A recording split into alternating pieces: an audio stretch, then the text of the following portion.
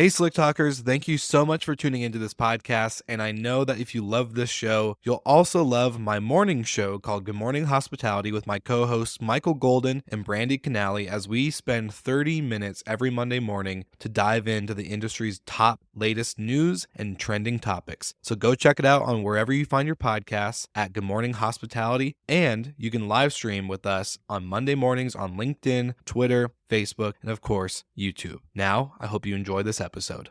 We have really built unique spaces. We have built that idea into the brand of Neat Suites, just who we are. Even that original fourplex, listening to podcasts and they're saying like, you have one photo to impress your guests. And then once they click that one, then you have five.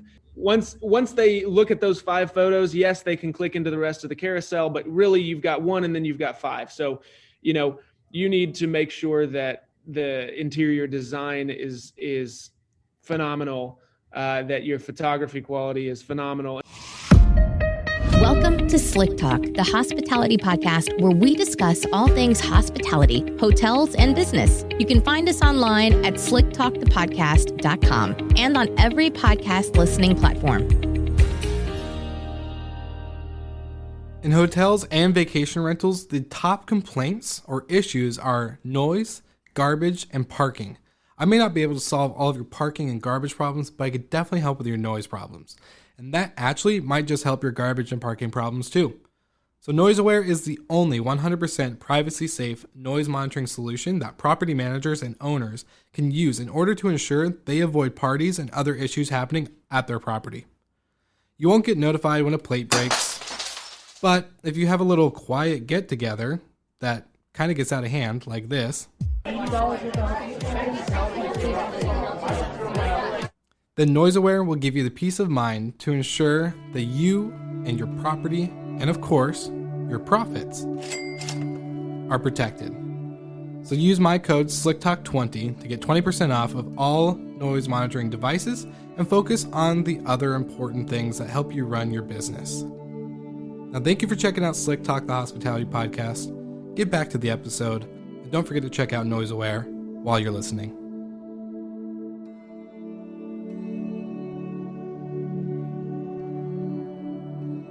All right, everybody, welcome back to Slick Talk, the hospitality podcast, and I'm your host, Will Slickers, and as we always start the episode, it's an amazing week to have another amazing podcast in the bank because we have some amazing guests. We have Jeremiah and Edward who are with Neat Suites, and I believe you guys are based in Cincinnati, Ohio, maybe, right? Yeah, it's Northern Kentucky. We have to define that. Kentucky is far better.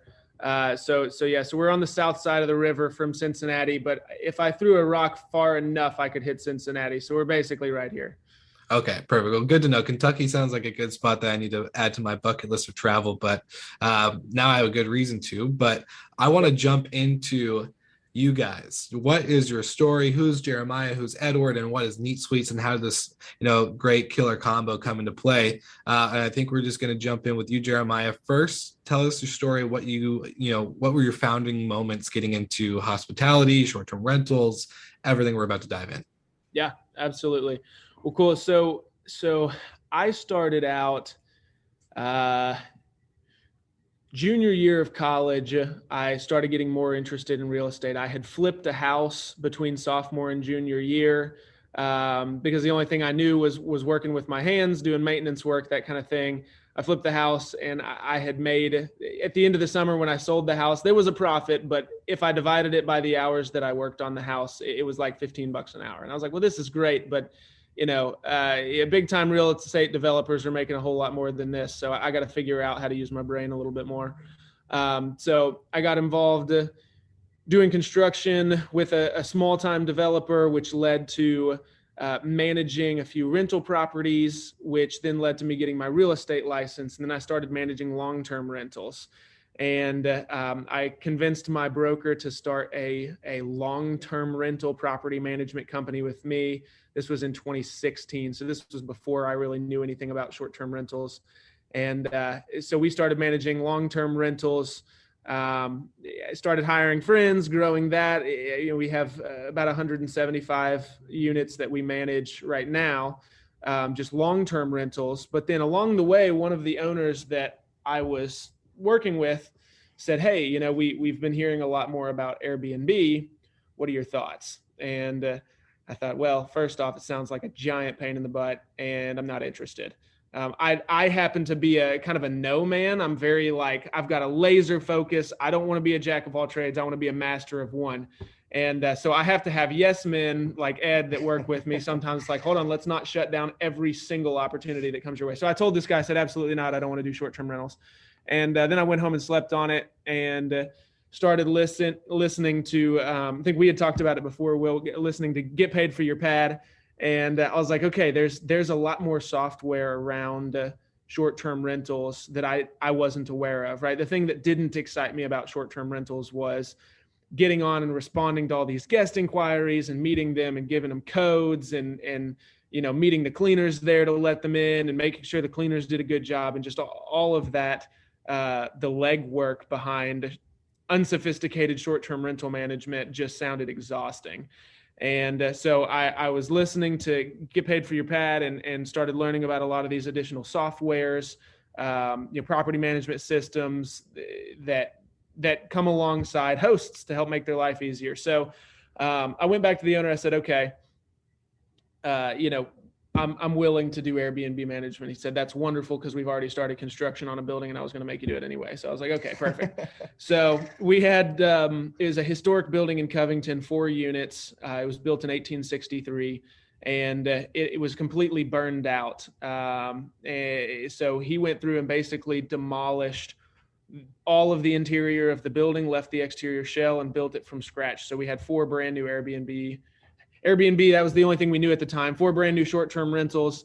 I took those over and around that time, and Ed can talk a little bit more about this when he kind of shares his story, but I had met Ed previously and Ed was running a cleaning business and I'll let him talk more about that, but I needed a cleaner.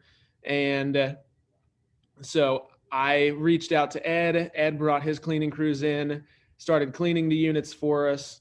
And so really that was still being managed under my long-term property management business. And as we continued to kind of become more and more efficient, bring on more software, we started to realize that, man, this is just a totally different business model than long-term rental management. And I started to realize, man, I can't grow this business without Ed and somebody that really understands the logistics of just how to get things done. And so then we formed Neat Suites in 2019. And so then I guess, you know, I can kind of pause that story of where we've come since forming that and then let Ed talk a little bit about his backstory and leading up to the formation of Neat Suites. So we can transition straight to that, or you could ask questions or whatever, but that's kind of what got us to A to B. Jeremiah says the official time we met was when he reached out and cleaned. There was actually an unofficial time that we did actually meet. That is a whole another cool story in itself, and it kind of helps lead to how the world, it shows you different things and shows you things that you feel is right, and you just go that direction. And that's kind of why Jeremiah and I met. We met previously, and the cleaning was our official meeting, but we also have a little cool story, which we can get to later in the show. But a little bit about me. I was kind of like what Jeremiah said, one of those unsophisticated, quote unquote, Airbnbers. We use that Band-Aid term here in the world, which I totally agree with. You know, they're short-term rentals. There's different players. 100%. So I started off when it was Couchsurfer. So I went to college at University of Kentucky in Lexington, and I lived right next to where the UK Wildcats played. So if you're a big basketball fan, you know, UK was, especially when I was there, it was, I mean, we were going to the national championship. We were, you know, I was there when John Wall was there. So it was a really exciting time to be on campus, and we lived right next to Rep Arena.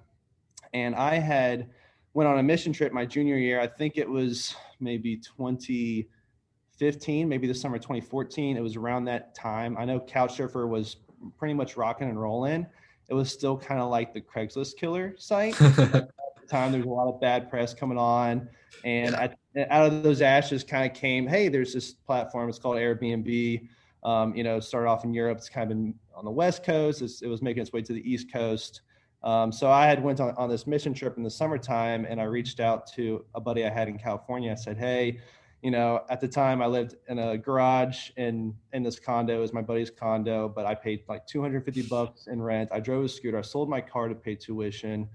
And so I went on this mission trip, stayed in California. And my buddy says, hey, instead of staying on my couch, I'm actually moving to Hawaii. I won't have a place for you to stay, but check out this site. It's called Airbnb.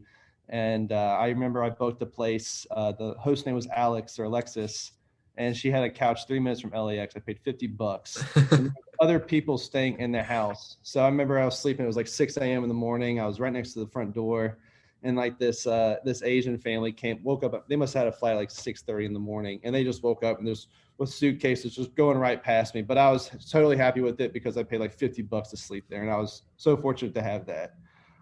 So when I got back to Lexington after that mission trip, my brain was ticking the whole time I was on this mission trip. I was like, what is this Airbnb thing? That was the coolest thing. That's the coolest thing, being woken up at 6:30 in the morning. yeah, exactly. That opportunity comes in some odd ways. It does. It hit me in the head. So we got back to Lexington, and I told my roommate, it was my first partnership. I said, hey, you've got this nice room. It's your mom's condo. We got this patio. You've got the bed.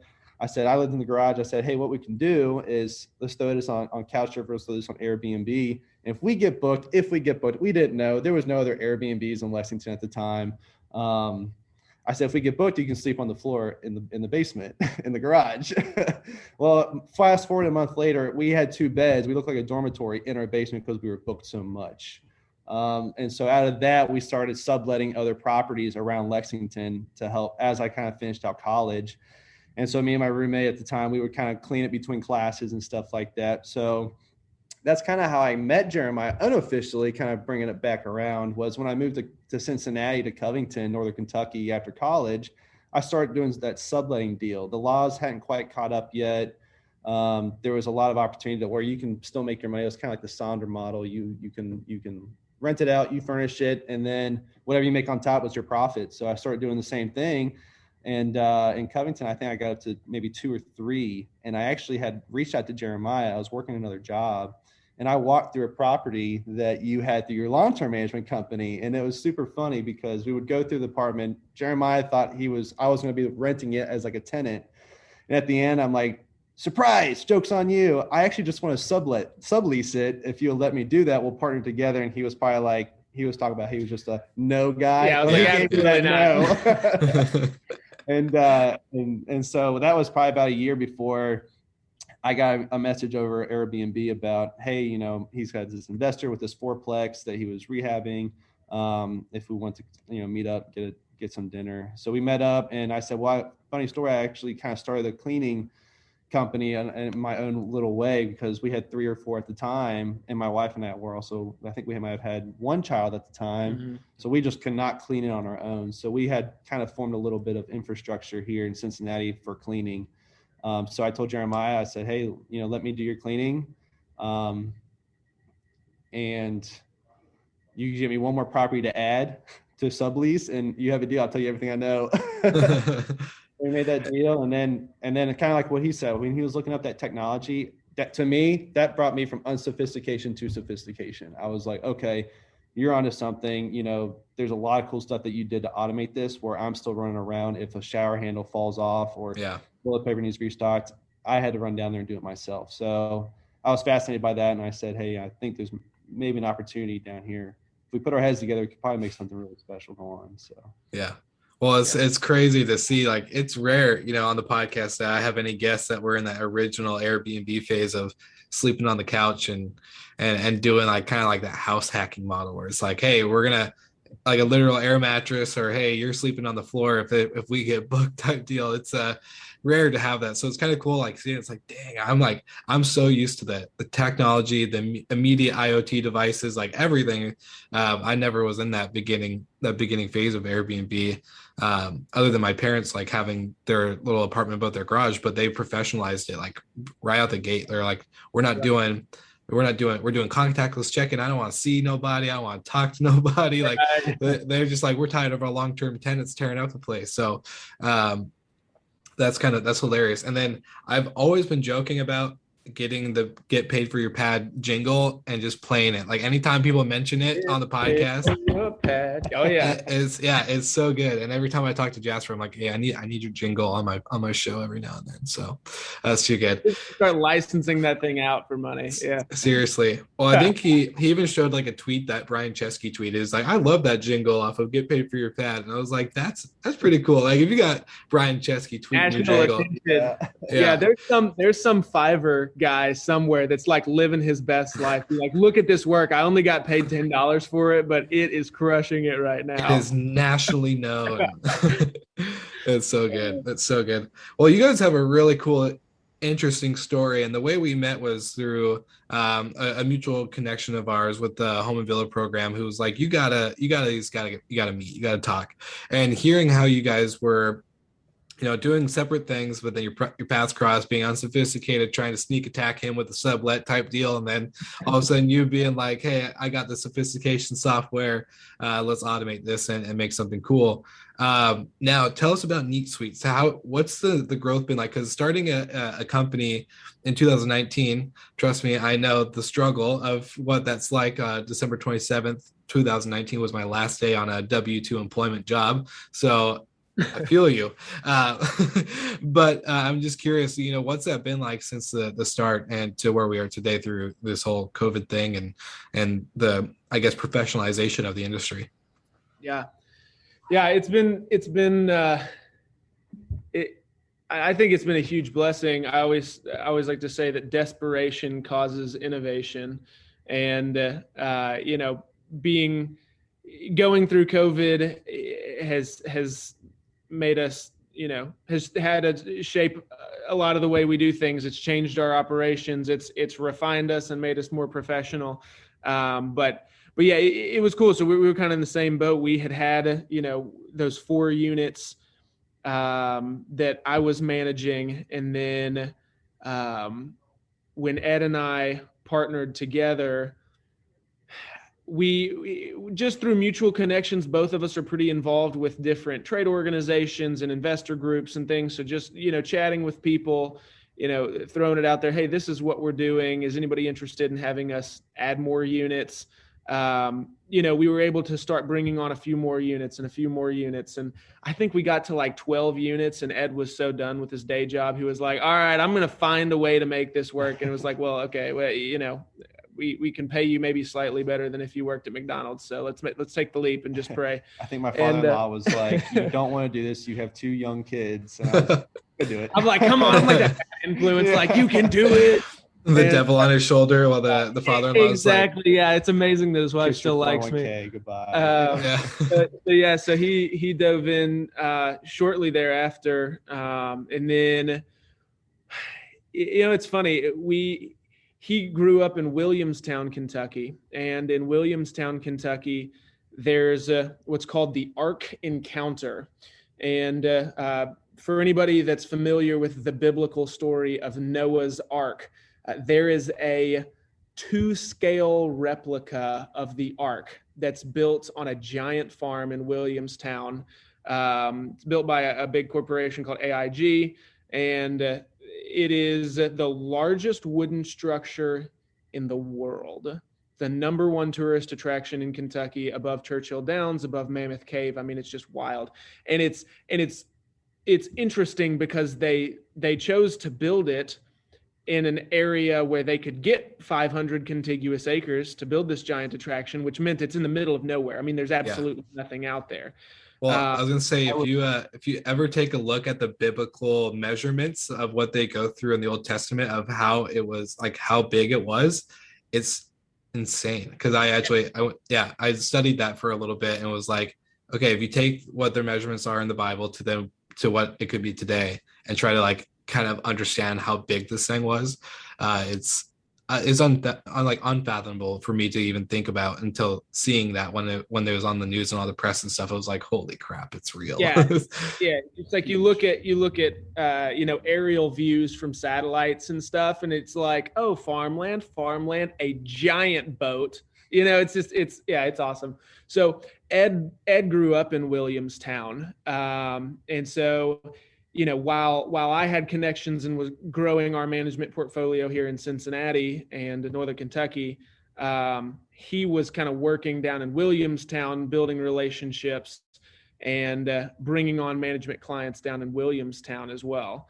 And those have been super cool because the price of land is just still so cheap in Williamstown. I probably shouldn't say this on air. We're going to have so much more competition after this.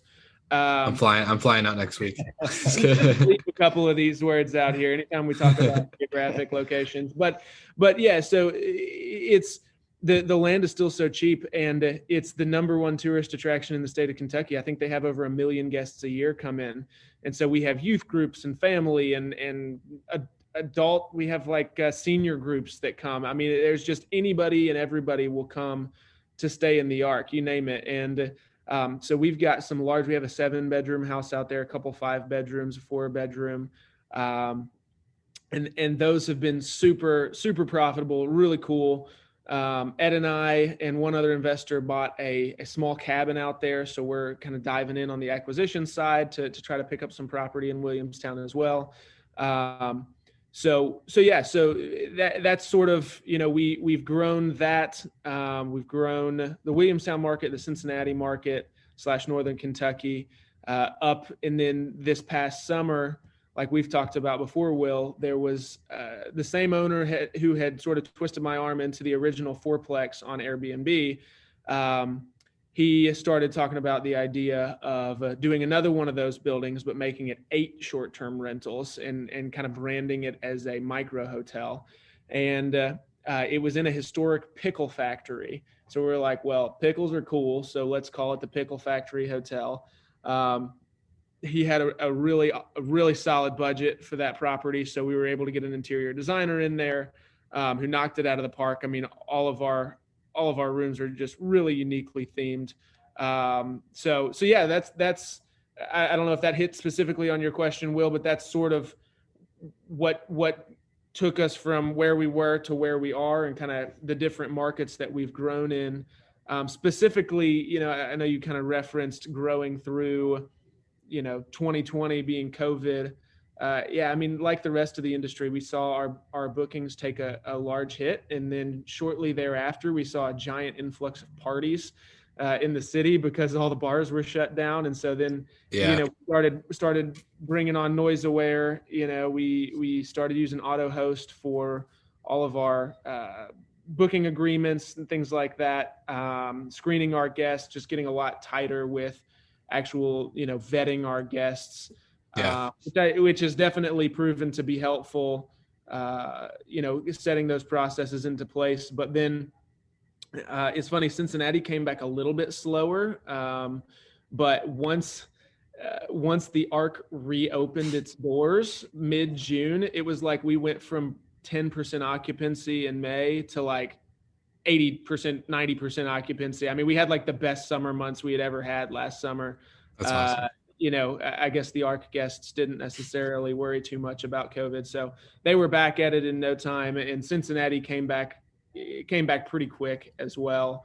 So I mean, it was scary for a few minutes, but luckily, we pulled through, and now our reservations are better than ever.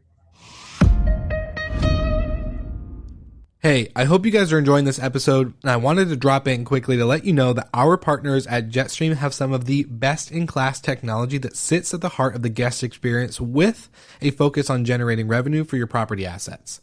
With their platform, your property gets the best-in-class tech and integrations to remote access, guest screening, booking protection, and payment processing. Better yet, their team does all of the hard work of 24/7 guest communication and content creation. So go ahead, click the link in the show notes so you can jump on board today and take advantage of their professional hospitality team. Now, we're back to the episode.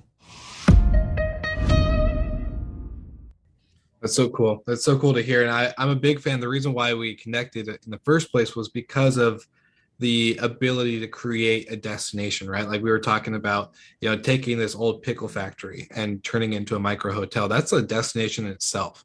And what you guys have been doing with Neat Suites is really proving out that concept. If you create something unique and professional and standardized, but really cool and functional, people will show up. They will come granted, whether it's an arc opening its doors again or if it's, a pickle factory, I think there's an ability to get creative in this space more than ever now with, local tourism being a really big push, domestic travel, small road trips, 3 to 5 hours distance, whatever. People want that connection, that uniqueness, that Instagrammable moment, or that just even moment that they can tell their kids, or not even their kids, but their friends back at home, what they got to experience. And so, with the Pickle Factory, how have you guys been able to tap into that? Because I think for me, like, this is where I geek out. I love hearing the little like design pieces or the little things that you guys have highlighted for guest day to have that experience. And I think it's really cool. So I'm really excited to geek in this project. Yeah, absolutely. And I'm glad that you brought that up, because that's something that we have really built, unique spaces. We have built that idea into the brand of Neat Suites, just who we are. And it started with even that original fourplex, listening to podcasts and they're saying like, you have one photo to impress your guests. And then once they click that one, then you have five. Yeah. And then once they look at those 5 photos, yes, they can click into the rest of the carousel, but really you've got one and then you've got 5. So, you need to make sure that the interior design is phenomenal, that your photography quality is phenomenal. And so doing that, I'll kind of give you the brief backstory. I was on this urban living tour, and there's a local organization called the Catalytic Fund, and they do these tours where they'll get permission from local homeowners and local businesses to just tour people through cool and up and coming neighborhoods. And so we were at this neighborhood here in Northern Kentucky, walking through a house, and it was just incredible. By far, everybody on the tour always said, "Oh my gosh, did you go see Mandy's house? Did you go see Mandy's house? It's incredible." Like, oh my gosh. And we just heard that over and over. So we were like, okay, finally we got to go see Mandy's house. So like, because our fourplex was on the tour. It was the same year that our fourplex was being built. And so I jumped in the car, drove over to Mandy's house and walked through. I was like, oh my gosh, this place is just a step above. I've never been in a space that feels like this. I mean, it was just, and it wasn't even like trendy. It was just weird, but it felt incredible being inside her home. And so I talked to her. I said, do you ever do interior design? And she said, no, only for myself. She said, I'm a graphic designer. And I said, well, okay, well, will you do our interior design? I've got 4 Airbnbs. And she said, yeah, but only if I have full creative control. And I said, okay, only if you stick with our budget. And she said, no. So we brought her in to do our fourplex, and she did a phenomenal job. And those I wouldn't even say were themed short-term rentals. I would say the Pickle Factory are themed short-term rentals. Hers, she came up with a design idea and stuck to it. So one of them is by and large a boho feel. One of them we call minimalism, and it's a lot of gold tones, gold and tan tones. And then one of them is called translucency, and it's like these kind of blues and oranges and so she kind of came up with a color palette and a brand for each unit. But there wasn't any like real specific centralized theme. But even those, when we put them onto Airbnb, bam, like we got onto Airbnb Plus immediately. That was when they were rolling Plus. Yeah. There's some real unique features. There's a wooden chair that looks like a hand. And that's like one of our initial pictures. And people are like, oh my gosh, what does it feel like to sit in a hand? To be, yeah. So things like that, real unique pieces. And we were like, okay, this has worked well at our fourplex. What could this look like to be even more dramatic, to even push, like, let's, they say if it's broke, don't fix it. Well, if it's working pretty good, how do we even just make it replicate work? it? Like, I am like, even if it works great, let's go ahead and try to fix it some more. So we're like, let's just push this as hard as we can. Can I ask you, is there a particular one out of those 4 that really just constantly is like the highest performer booker, like one, or are they all pretty evenly sought after? There's 2 of them book better than the other 2, and one of them there's just some real weird, the minimalism, the one with the gold tones, it's got some really cool pieces. Like There's some artwork that we sourced from local artists that are a mixture of like newspaper clippings of birds and like gold leaf, like these, like just, what even is this? But it's like super cool and it's weird and people book it to see some of this unique art. And then we have like a statue of a boxing glove. It's a golden boxing glove and a couple other weird pieces like that. And that one books really well. Again, they're all relatively similar theme as far as the gold, things like that within this one unit. The other unit we have it's called I call it a canopy bed, but it's like a big, you sleep inside of a square box, that kind of a thing, where you got the 4 posts and the rails over your head. And it's like this flashy, silvery gold. It almost looks like a mirror that you sleep in. So one of our opening pictures to that listing is just this awesome picture in a historic room, tall windows, high ceilings, exposed ductwork, and then just this beautiful bed. And when you look at it, you're like, okay, I've got to like get there after a long day's travel, kick off my shoes and somersault into that bed, and it's going to be the best day of my life. Like it just feels like that. So those two probably book better than the other ones, but by and large, they all book pretty well similarly.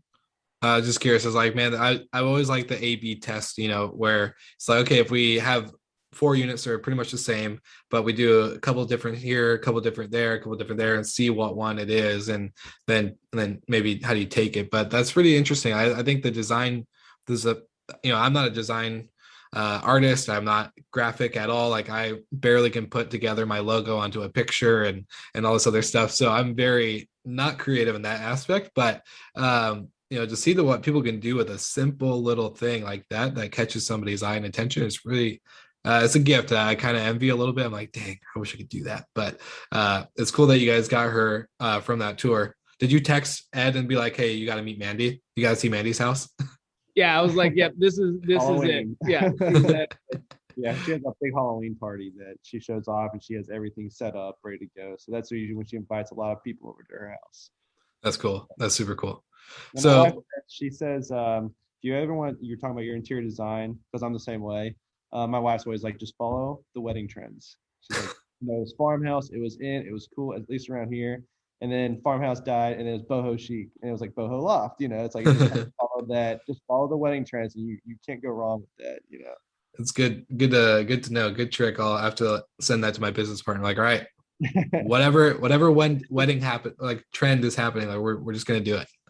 Maybe too good. Yeah. Well, they do have to be tasteful though in the way you do that. But we're not gonna do like a Bud Light wedding where people just have Bud Light everywhere. Yeah. So then we went ahead and brought Mandy in to do the Pickle Factory, and there's so much interesting history. So we needed to come up with 8 uniquely themed. Well, actually, it ended up being 6 unique themes that we used for the Pickle Factory. And so we were like, okay, what features can we take from the building or from the building's history to then create these uniquely themed rooms? So part of the building's history, of course, was that it was a pickle factory. So we have the 2 of the 8 rooms. There's actually a conjoining door between the 2. So they really could be booked as a 2-bed, 2-bath. And that is it's called In a Pickle. And In a Pickle has green, like pickle green walls, pickle green ceilings. Everything in it is pickle green. The shower tile is this awesome looking pickle green tile, black tile on the floors. It's kind of a big deal. It's oh man, that's the title of the episode. Kind of a big deal. We just lost half of our listeners. I'm confident. Even like we have our couches are pickle green. It's like everything, and it's really funny now that we've had some guests checking in there. You walk in, and I think that people just go buy giant jars of stadium pickles just to snack on when they're in the pickle pad. I think it's like this aesthetic because you walk in and it just smells like pickles. And which jury's still out if we need to like take an ozone machine over there and like fix that problem, or if it just adds to like the 4th dimension of our room or something. It is. We broke the 4th wall right there. for somebody that enjoys the smell of pickles, it is heaven. So yeah, so you go into that room and it's super uniquely themed, right? So the Pickle Factory, part of its history, it was originally built as a soda manufacturing. It was called Mineral Water in the 1873 when the building was built. And so mineral water is basically, i.e., today's soda. And so we made one called Soda Pop. And Soda Pop is kind of this 1950s, 1960s, kind of like pink, blue, big circles, really unique light fixtures. And then there's some more playful, it's almost, it looks almost kind of bubble gummy. A lot of bubbles everywhere, and it's just very, very cute. A really cool place. The owner of the building, his name was Henry Wenzel. So we have a room that's called Wenzel Hall, and Wenzel Hall is what our interior designer imagined that Henry Wenzel might have experienced going home to his aristocratic 1800s mansion in Covington. And so you go in, and it feels very like Sherlock Holmes-esque, just very antiques, but cool old antiques, and like the torso statues in the windows and big gaudy mirrors, like spin wheels for yarn and stuff like that. Some really interesting historic pieces, and old, like the traveling chests, like, the suitcases used to be chests, and they would open up and there was like clothes racks. So some chests, things like that are just like super cool pieces. And she had like a year to source all of these materials. So she was really able to hit up a lot of antique markets and find some really cool stuff. Old telephones, like rotary dial telephones, that kind of thing. So that's the theme for that room. The building also had history as there was a fraternal organization in Covington called the Odd Fellows, which is similar to maybe the Freemasons, if you've heard of them. So they were segregated at the time, and the African American Odd Fellows met in our building. And so, we kind of had to be careful and think of how to tastefully demonstrate that piece of the history, because we definitely wanted to show it off. And so that building, it has a lot of the symbols of the Odd Fellows. So a 3-ring chain, an all-seeing eye, a hand with a heart, like some of these symbols of the Odd Fellows we have incorporated into this design of the room. So it's got kind of this, I don't know if I want to say whimsical, but almost kind of a mysterious, eerie, kind of like a national treasure kind of vibe, except not that terrible of acting. It's like some pretty cool vibes when you walk into that one. And then lastly, the building is on Tobacco and Electric Alley, which is super cool. So an ode to Tobacco Alley, we've got one called Cigars and Bourbon. And it's like, the tile in the shower look like wood planks, and it's just real rustic. We've got like old vintage cigar boxes on the walls and like burlap bags. Like it's just got this kind of like aggressive cigars and bourbon tone. And then lastly, we have Neon, which is an ode to Electric Alley. And you walk in and there's probably 50 neon lights all on the walls. It's just a very bold, it sounds like painful for the eyes. It's pretty cool. So that we should have thought it out a little bit better than we did, because they all have to be part of the experience. They all have to be individually turned off when you go to bed, which there's definitely a nightly routine of getting that place shut down before you go to sleep. But neon lights everywhere. There's a fixture, a light fixture. The main chandelier is this sick looking monkey like hanging from a rope with a lamp in one hand, so it's like this awesome monkey is the chandelier. Our grout in the shower is yellow, the grout in the kitchen is blue, so it's like these super bold colors. So we really even tried to go and build the design of the apartment into the fixtures and the build out itself. So it wasn't like we were coming into like cool apartments that were all built the same from ground zero. Like we're talking with the architects, okay, this is how we want to design it. So the guest has the coolest experience possible. And these are the colors we want to use. This is the type of countertops we want to use, which is a blessing and a curse. From a maintenance perspective, it's going to be a nightmare because we have every different type of light bulb and every different fixture. Well, I was gonna ask Ed. I'd be like, from a operations perspective with cleaning, I'm like, all the operation stuff is going through my head. Like, man, how much of a pain is this to clean? Is it?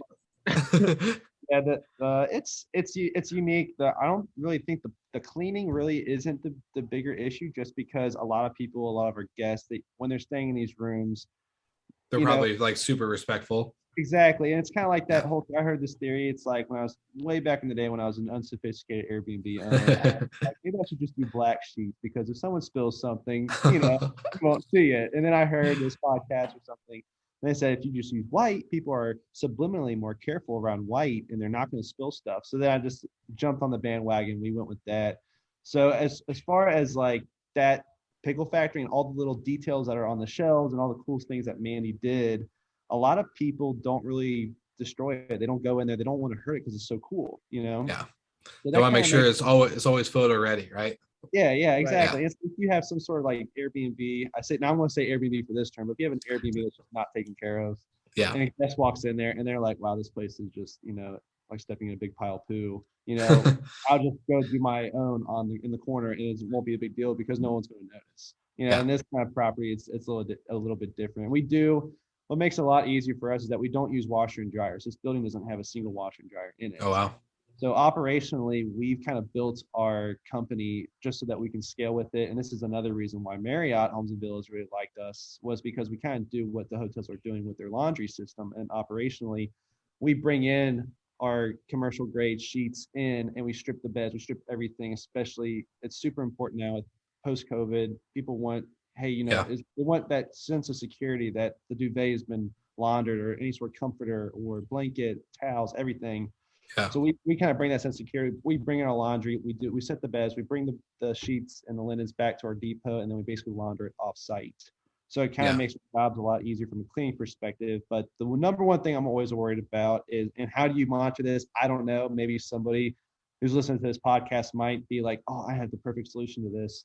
But all these little details and things that Manny did, it's like, how do we keep people from stealing these things? Like, how are we going to know? How are my cleaners going to know that, hey, that little unique piece that goes to that spin wheel in Wenzel is missing, Yeah.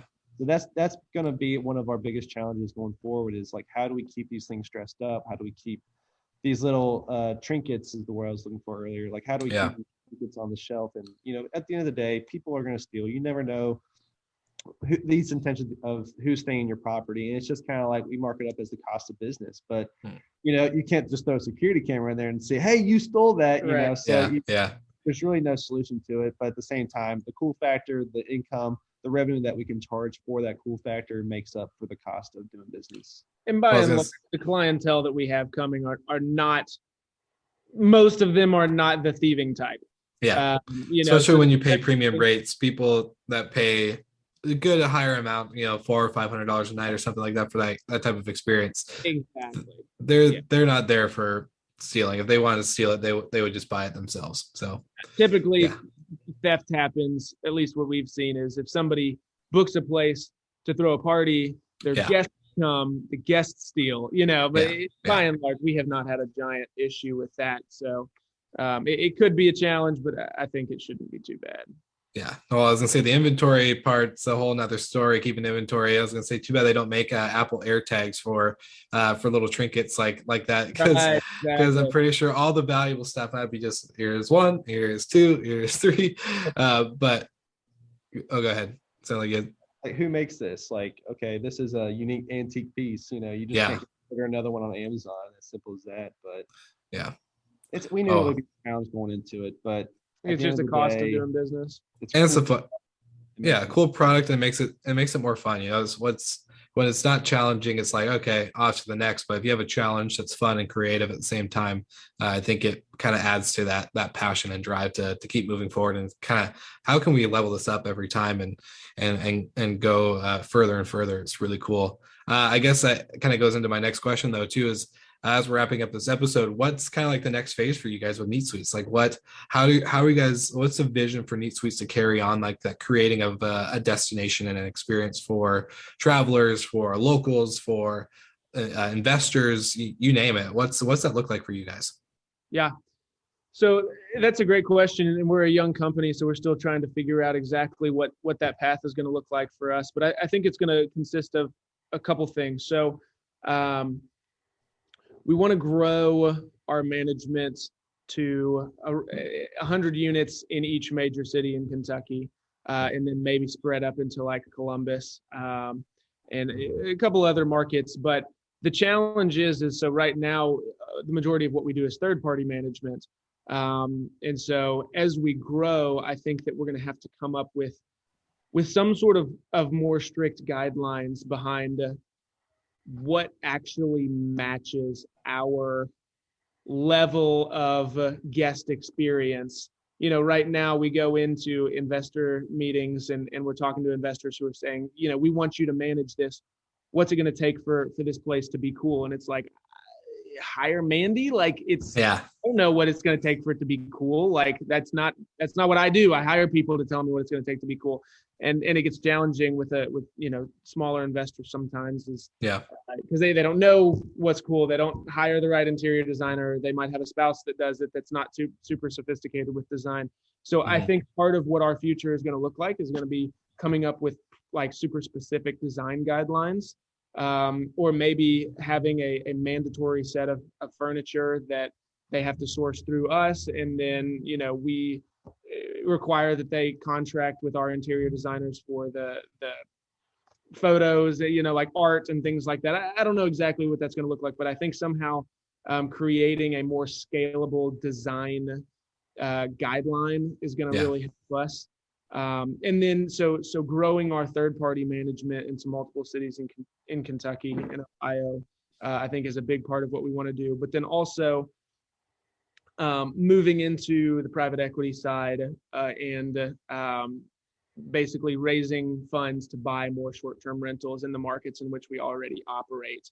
And then we have full control over the design, and we've been doing it a little bit, and I think we're going to continue to do that. And I think that will be a really unique way. There's so many investors that are looking to buy short-term rentals, and so few that actually know how to do it and what's important. And so right now we're at this unique point in the market where there's more money that needs to be invested than ever before, and less assets that are available for purchase at a reasonable price than ever before. And so there's this huge amount of money that is needing to be invested into a profitable solution. And I think that that's something that Ed and I can also move into. So I think that that's a little bit, so continuing to grow our management arm, continuing to grow potentially an investments arm, and then figuring out how to copy and paste an incredible guest experience in a really unique space. And I don't think I've got the answer on exactly how we're going to come up with guidelines, because we don't want it to be so stringent that it's boring.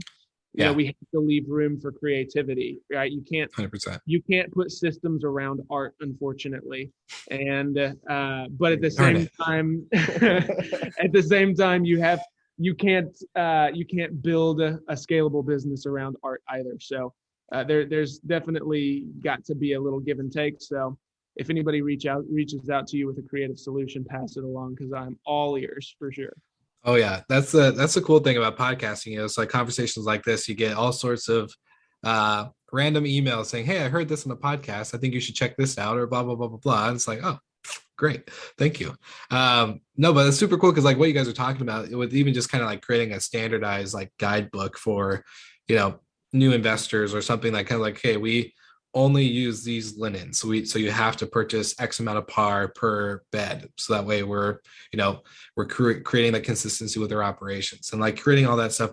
That's very, Marriott's a big fan of that. They do that with all their, courtyards, all their residence inns, all their, you name it. They have that kind of like that brand standard. So I think you guys are going to have fun with it, because like you said, scaling arts and a business around it is going to be a tough one. But I think, that guest experience, you guys are already naturally creative and naturally destinationaires, as I like to call them, is where you're creating a destination out of nothing basically, and you're wired to do that, like taking a Pickle Factory and taking four units in the same building and having a different design per each one is already like in your guys' DNA. So I think as you guys continue to move forward, it's going to be nothing but cool and exciting to watch, and to have everyone who's listening right now to watch as well. So I think it's great.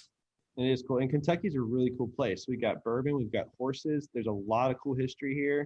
And I mean, Lexington's a really cool city. I went to school there. That's an awesome place that we can expand to, especially with like the apart hotel or the boutique hotel business model, where we can actually scale our operations with growth.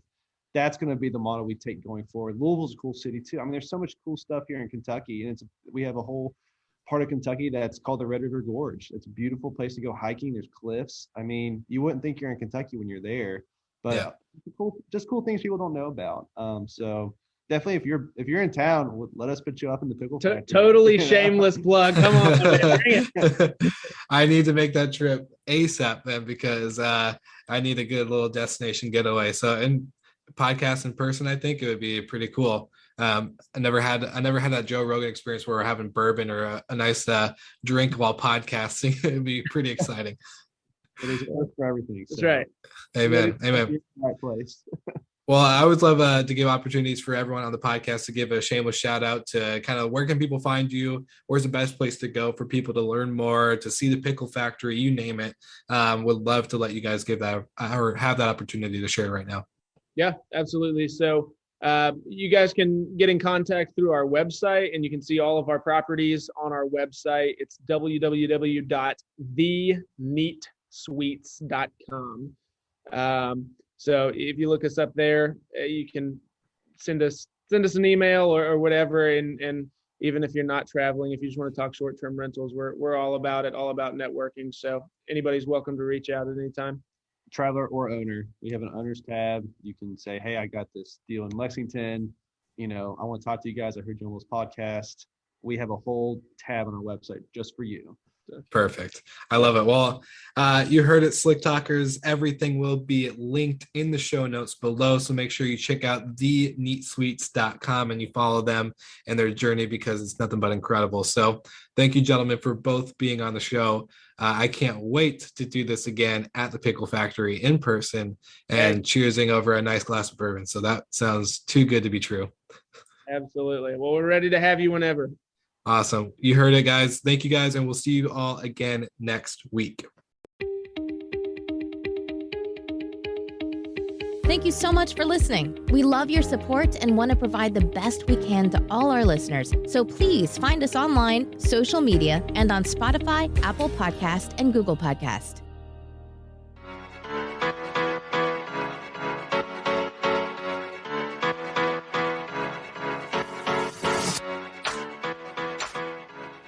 Smart locks, smart thermostats, automation, and a solution for any hotel and vacation rental company. Our show partners at Operto are the leading solution for operators to enhance their operations by integrating with your property management software and making sure that all your smart devices create a contactless guest experience while streamlining your operations.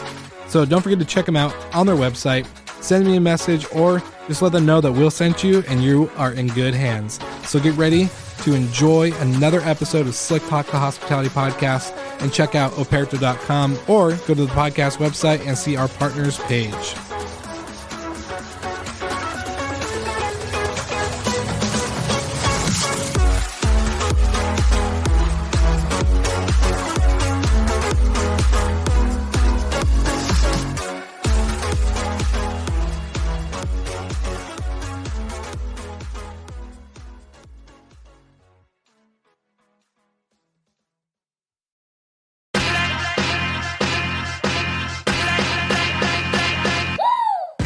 What's up, everybody? If you've gotten this far into the episode of Slick Talk, the Hospitality Podcast, then you are amazing, and thank you so much for tuning in.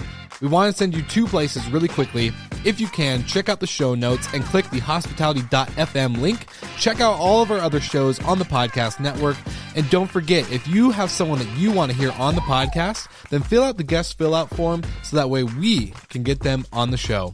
Thank you so much for tuning in, and I hope you enjoy another episode of Slick Talk, the Hospitality Podcast.